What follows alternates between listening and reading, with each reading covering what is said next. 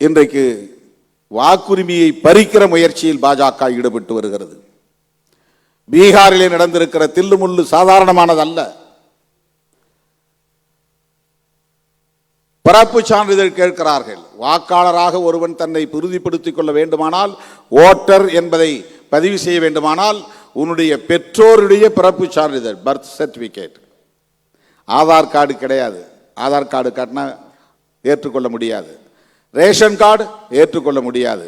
ஏற்கனவே இருக்கிற ஓட்டர் லிஸ்ட்ல என் பேர் இருக்கு, ஏற்றுக்கொள்ள முடியாது. வேற என்ன ஆதாரம் தேவை? பர்த் சர்டிபிகேட் வேணும். சொத்து வரி கட்டினதற்கான சான்று வேணும். நீ இந்த நாட்டின் குடிமகன் தானா என்பதை உறுதிப்படுத்துவதற்கு இதையெல்லாம் கேட்கிறார்கள். என்ஆர்சியிலே இது கேட்கப்படுகிறது. அதுதான் அங்கே இருக்கிற கிரைட்டீரியா. இப்படி 65 லட்சம் பேரை பீகாருடைய வாக்காளர் பட்டியலில் இருந்து நீக்கிவிட்டு அவர்களுக்கு வேண்டியவர்களை சேர்த்து இருக்கிறார்கள். அதற்கு எந்த ஆதாரமும் தேவையில்லை. இது எவ்வளவு பெரிய ஆபத்து! எப்படி இவர்களிடமிருந்து இந்த நாட்டை நாம் காப்பாற்றப் போகிறோம்? இந்த நாடாளுமன்ற ஜனநாயகத்தை பயன்படுத்தி வாக்குகளை திருடுகிற கும்பல், வாக்கு திருட்டு கும்பல், அவர்களை பற்றி இங்கு யாரும் விமர்சிப்பதில்லை. திருமாவளவன் என்ன செய்யறான்? 2 சீட்டுக்காக போய் அங்க நிற்கிறான். அது எங்க விருப்பம், நாங்கள் முடிவு செய்கிறோம். எத்தனை இடங்கள் தேவை என்பதை நாங்கள் முடிவு செய்கிறோம். நீ யார், எந்த கூட்டணியிலே இடம்பெற வேண்டும் என்பதை நாங்கள் முடிவு செய்கிறோம். எங்களை பற்றிய மதிப்பீடு எங்களுக்கு தெரியும்.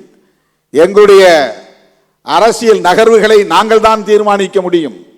யாரோ உணர்ச்சி வயப்படுவதற்காக தீர்மானிக்க முடியாது. 2 சீட்டுக்காக இங்கே ஏன் நிற்க வேண்டும்? 20 சீட்டு எடப்பாடி தருவார்கள் என்று யூடியூபிலே பேசுகிறார்கள். உங்களுக்கு ஏதாவது மண்டையிலே இருக்கிறதா? 20 சீட்டு கிடைக்கும் என்றால் நான் அங்கே தானே போக வேண்டும். இடம்தான் முக்கியம், பதவிதான் முக்கியம், பரிசுதான் முக்கியம், பொருளாதாரம் தான் முக்கியம், அதிகாரம் அதுதான் முக்கியம் என்று நான் முடிவெடுப்பதாக இருந்தால் 2 வேணான்ட்டு 20க்கு போகணும். நான் ஏன் போகல? ஏன் போகவில்லை? யார் என்னை தடுப்பது? யார் என்னை கட்டாயப்படுத்துவது போகக்கூடாது என்று?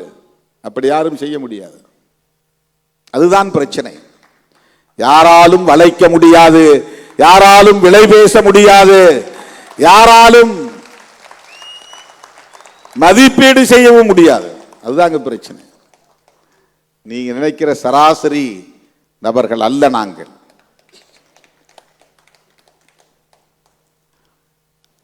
திராவிட முன்னேற்ற கழகத்தோடும் இடதுசாரிகள் இயக்கங்களோடும் நாங்கள் இணைந்து பயணிப்பதற்கு ஒரு நோக்கம் இருக்கிறது.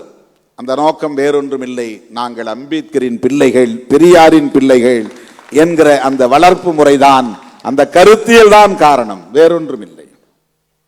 செய்திகளை உடனுக்குடன் தெரிந்து கொள்ள கீழ்கண்ட கேபிள் மற்றும் டிடிஎச் நெட்வொர்க்குகளில் எம்நாடு செய்தி தொலைக்காட்சியை காணுங்கள்.